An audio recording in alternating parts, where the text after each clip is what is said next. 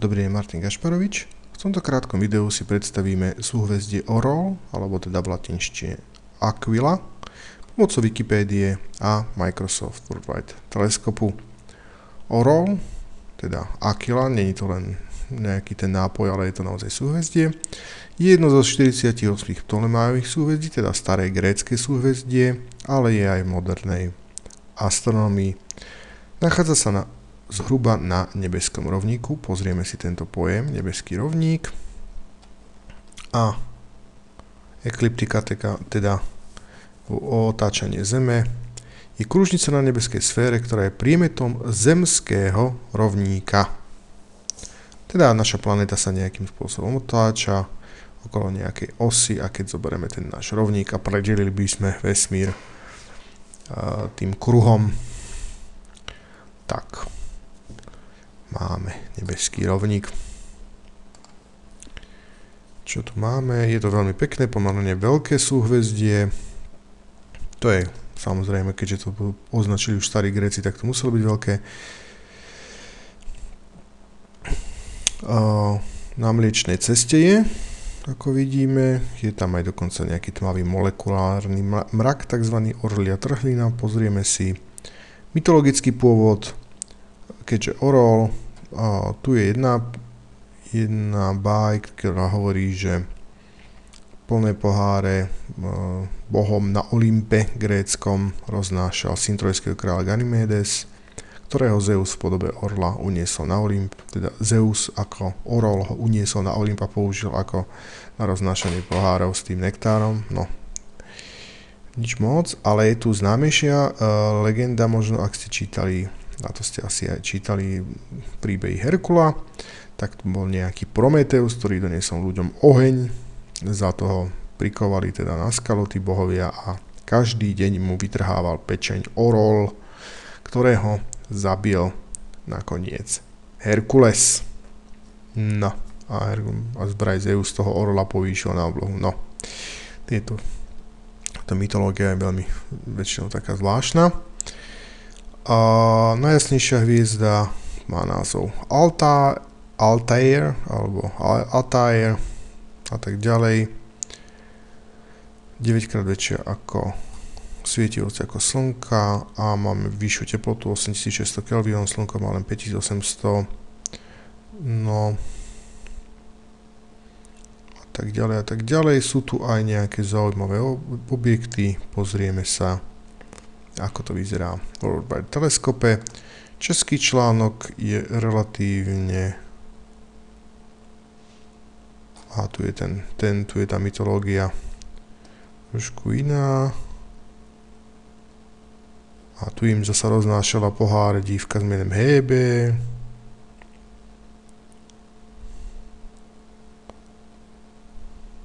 Aba, je to presne to isté. No tak je to také zvláštne. No ale nevadí, tu máme ešte anglický článok, ktorý je dosť väčší a hlavne sú to popísané všetky hviezdy a není väčší ako ten slovenský popravde, takže ten slovenský máme asi. A ešte zaujímavá vec v tom anglickom článku, že v čínskej astronómii bolo toto súhvezdie rozdelené na dve oblasti. No, čierna korytnačka severu a nebeský, no to aj neviem preložiť, takže dobre. Zaujímavé. Poďme si to teda pozrieť rovno v Worldwide teleskope. Takže tu ho máme, Aquila, tu máme, ako vidíme, Mliečnú cestu, tu je ten mrak tmavého materiálu.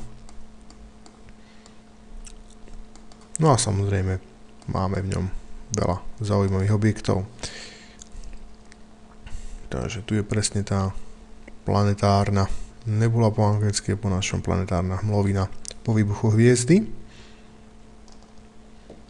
ktorá je tu relatívne dobre odfotená a samozrejme je zaujímavá pre rôzne teleskopy, takéto obrázky. Samozrejme tento obrázok nie je originál. Toto je klasické zobrazenie takéhoto objektu. Samozrejme vzniká potom zložením, lebo toto vlastne vidíme len kvázi tú bublinu, ale pomocou Chandry a ďalších teleskopov vidíme aj rentgenové žiarenie a vznikajú takéto kombinácie klasického spektra rentgenového žiarenia, že ako by ten objekt asi mohol vyzerať, pretože predsa len my rentgenové oči ani infračervené nemáme. Máme len to klasické optické spektrum, tak aby sme z toho objektu videli aj tú vnútornú štruktúru a viac, tak sa skladajú takéto obrázky. Takže tu je tá planetárna hmlovina. Určite do toho bude viac tom orlovi. Samozrejme, tu máme ďalšiu.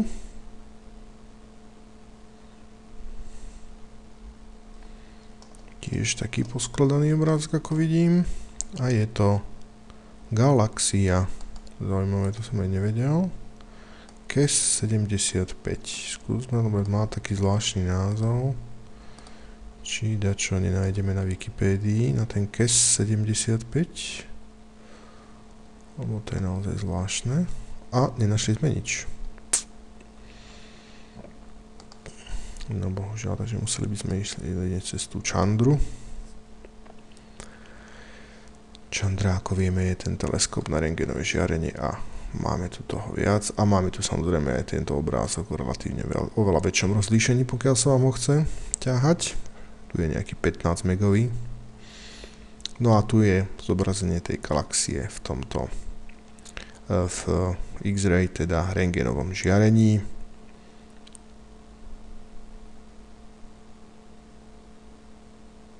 Takže podľa tohto to je supernova, pozor sa tak supernova, že sa mi hneď nestalo, že by to malo byť akože galaxia, ale nevadí.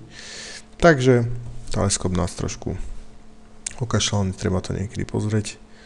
Takže je to výbuch, je pozostatok po výbuchu supernovej klasika, a ktorá je cca tých 20 000 svetelný rok ďaleko, a to nám fotí Chandra. No a teleskop nám povie, že vraj je to galaxia, no mne sa to nezdalo veru ako galaxia. Ešte raz to pozrieme. Tvrdí, že galaxia. No, nie je to galaxia, je to pozostatok po výbuchu supernovy. Práve na také sa sústreďuje Chandra. Čo máme tu ďalej? Áno, prúdy materiálu z vzdialenej hviezdy, ale trošku nám to zmizlo. Tu je to. Tak si to pozrieme. Takže pozrieme ten materiál. Máme tu nejaký... Ešte raz, jak sa toto volá? Prúdy materiálu vlastne vystrelovaný od mladých hviezd. Aha, jasné.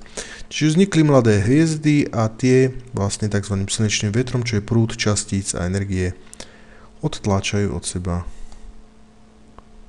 materiál a vzniká takéto niečo zaujímavého. Zasa je to samozrejme, ako vidíme, pravdepodobne poskladané z viacerých obrázkov, čiže niekedy to má taký zvláštne to spektrum a tak ďalej. Zaujímavé. Určite sa o tom dá niekde, áno, na Hubble site sa o tom dá viacej dočítať. Takže by to bolo niečo, ak by sme tu hľadali. No, nejak mi to nechce načítať na z toho Hubble. Hubble site, tuto máme. 99. No, nič moc mi to nenašlo. Nevadí. Dobre, takže to sme našli. Ešte dačo pozrieme v tom orlovi. Je to väčšie súveď, samozrejme otvorené hviezdokopy. Bez problémov, tých je tu viacero. Zasa nejaká planetárna hmlovina, môžeme to pozrieť.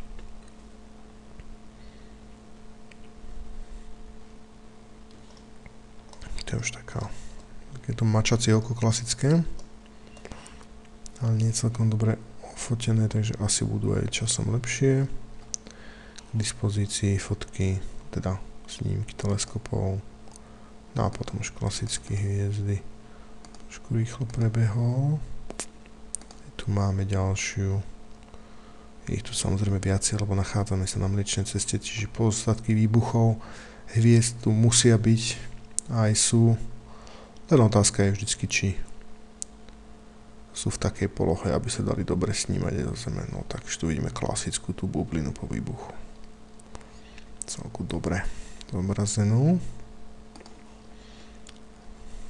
Celkom fajn. Asi nie až tak ďaleko. Sú tu ďalšie. A samozrejme je tu aj pár potom vzdialených objektov, vzdialených galaxií, ktoré by sme si mohli pozrieť, predsa už potom je tu menej materiálu.